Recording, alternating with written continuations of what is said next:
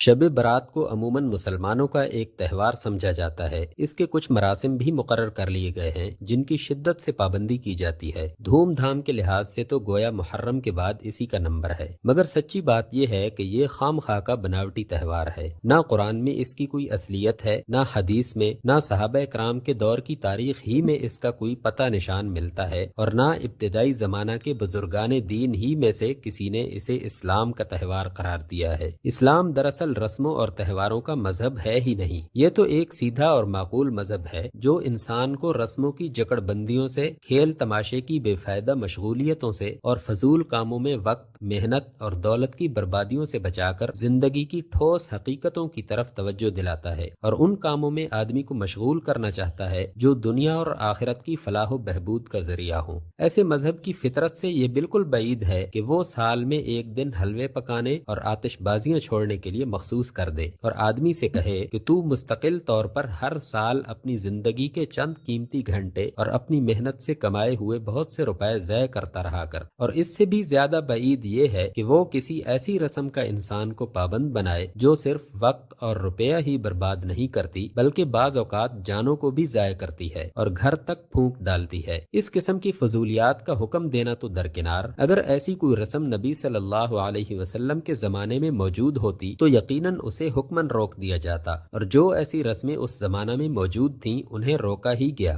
حلوے اور آتش بازی کا معاملہ تو خیر اس قدر کھلا ہوا ہے کہ جو شخص کچھ بھی اسلام کے متعلق جانتا ہے وہ پہلی ہی نظر میں کہہ دے گا کہ ان چیزوں کی پابندی اس مذہب کی روح کے خلاف ہے، مگر جب ہم تلاش کرتے ہیں کہ شعبان کے مہینے میں اس خاص دن کے ساتھ کوئی مستند مذہبی عقیدہ وابستہ ہے یا کوئی لازمی عبادت مقرر ہے تو ہمیں اس کا بھی کوئی نشان نہیں ملتا۔ زیادہ سے زیادہ اگر کوئی چیز اسلامی لٹریچر میں ملتی ہے تو وہ یہ ہے کہ ایک دفعہ شعبان کی 15ویں شب کو حضرت عائشہ رضی اللہ تعالی عنہا نے حضرت صلی اللہ علیہ وسلم کو بستر پر نہ پایا اور وہ آپ صلی اللہ علیہ وسلم کو تلاش کرنے کے لیے نکلی۔ ڈھونڈتے ڈھونڈتے بقیع کے قبرستان پہنچی، وہاں آپ کو موجود پایا۔ وجہ دریافت کرنے پر حضرت صلی اللہ علیہ وسلم نے فرمایا کہ اس رات کو اللہ تعالی آسمان دنیا کی طرف توجہ فرماتا ہے اور قبیلہ کلب کی بھیڑوں کے جس قدر بال ہیں اس قدر انسانوں کے گناہ معاف کرتا ہے۔ لیکن حدیث کے مشہور امام ترمذی رحمۃ اللہ علیہ نے اس روایت کو ضعیف قرار دیا ہے اور اپنی تحقیق یہ بیان کی ہے کہ اس کی سند صحیح طور پر حضرت عائشہ تک نہیں پہنچتی۔ بعض دوسری روایات میں جو کم درجہ کی کتب حدیث میں ملتی ہیں اس رات کی یہ فضیلت بیان کی گئی ہے کہ اس میں قسمتوں کے فیصلے کیے جاتے ہیں اور پیدائش اور موت کے معاملات طے ہوتے ہیں، لیکن یہ سب روایات ضعیف ہیں، ہر ایک کی سند میں کوئی نہ کوئی کمزوری موجود ہے، اس لیے حدیث کی قدیم تر اور زیادہ معتبر کتابوں میں کہیں ان کا ذکر نہیں ملتا۔ تاہم اگر ان کی کوئی اصلیت تسلیم بھی کر لی جائے تو حد سے حد بس اتنا ہی نتیجہ نکالا جا سکتا ہے کہ اس رات میں عبادت کرنا اور خدا سے مغفرت کی دعا کرنا ایک اچھا فعل ہے جسے انفرادی طور پر لوگ کریں تو ثواب پائیں گے۔ اس سے بڑھ کر کوئی ایسی چیز ان روایتوں سے ثابت نہیں ہوتی جس سے یہ سمجھا جائے کہ 14ویں تاریخ کو یا 15ویں شب کو اسلام میں عید قرار دیا گیا ہے یا کوئی اجتماعی عبادت مقرر کی گئی ہے۔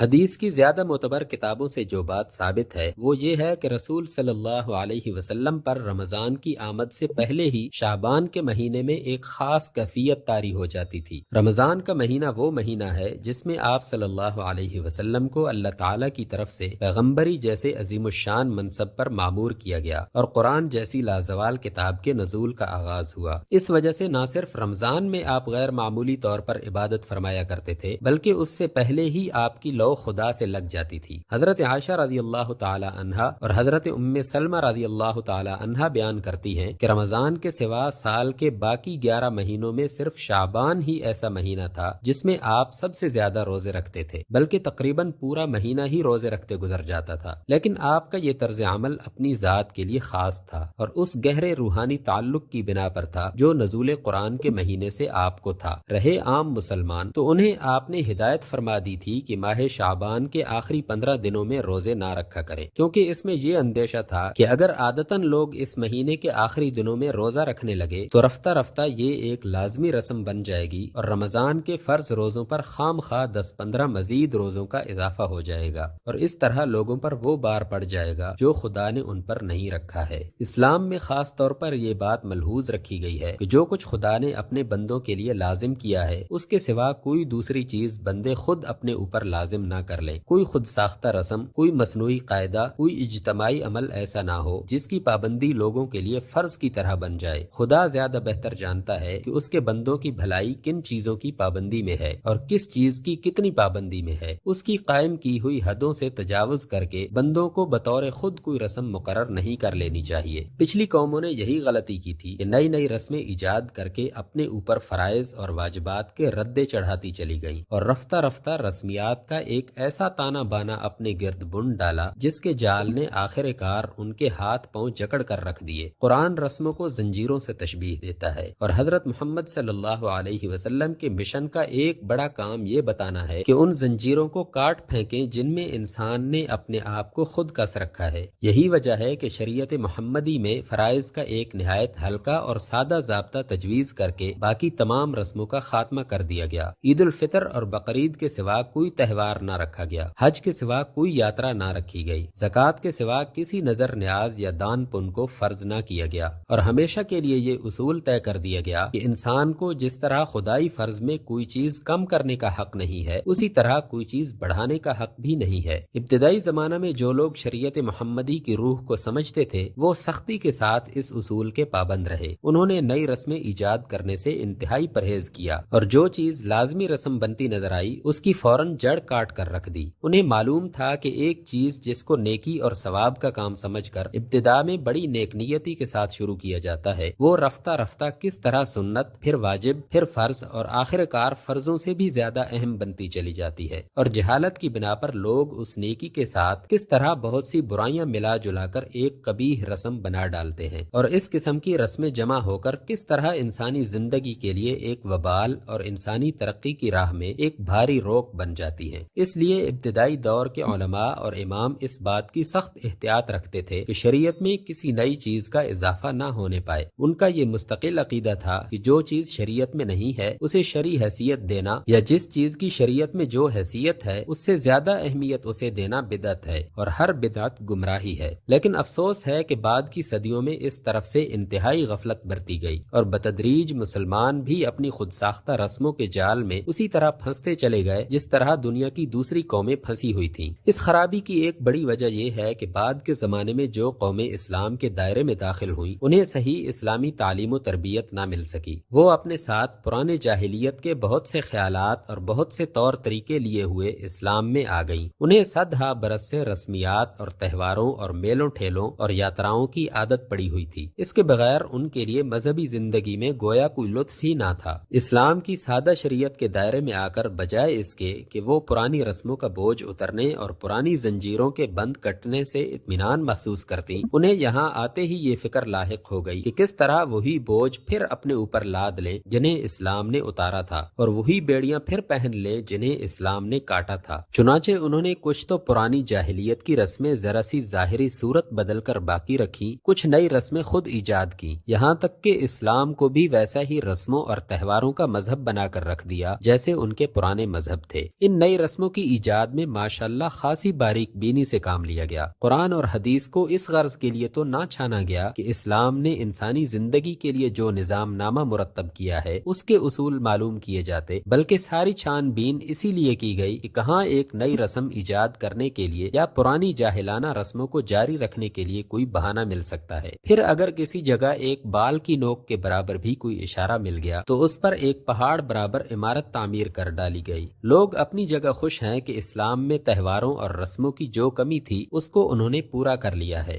حالانکہ دراصل انہوں نے اپنی جہالت سے وہ ساری بیڑیاں پہن لی ہیں جو اللہ نے اپنے نبی کے ہاتھوں سے کٹوا دی تھی، اور اپنے آپ کو پھر اس جال میں پھانس لیا ہے جس میں پھنس کر دنیا کی کوئی قوم کبھی نہ ابھر سکی۔ شب برات کے متعلق مزید وضاحت۔ اسی رات میں ہر ایک مضبوط کام کا فیصلہ کیا جاتا ہے۔ سورہ دخان۔ مولانا مودودی اس آیت کی تفسیر میں لکھتے ہیں، بعض مفسرین کو جن میں اکرمہ سب سے زیادہ نمایاں ہیں یہ شبہ لاحق ہوا ہے کہ یہ نصف شعبان کی رات ہے جس میں قسمتوں کے فیصلے ہوتے ہیں، کیونکہ بعض احادیث میں اسی رات کے متعلق یہ بات منقول ہوئی ہے کہ اس میں قسمتوں کے فیصلے کیے جاتے ہیں، لیکن ابن عباس، ابن عمر، مجاہد، قتادہ، حسن بصری، سعید بن جبیر، ابن زید، ابو مالک، ضحاک اور دوسرے بہت سے مفسرین اس بات پر متفق ہیں کہ یہ رمضان کی وہی رات ہے ہے جسے لیلۃ القدر کہا گیا ہے، اس لیے کہ قرآن مجید خود اس کی تصریح کر رہا ہے، اور جہاں قرآن کی صراحت موجود ہو وہاں اخبار احاد کی بنا پر کوئی دوسری رائے نہیں قائم کی جا سکتی۔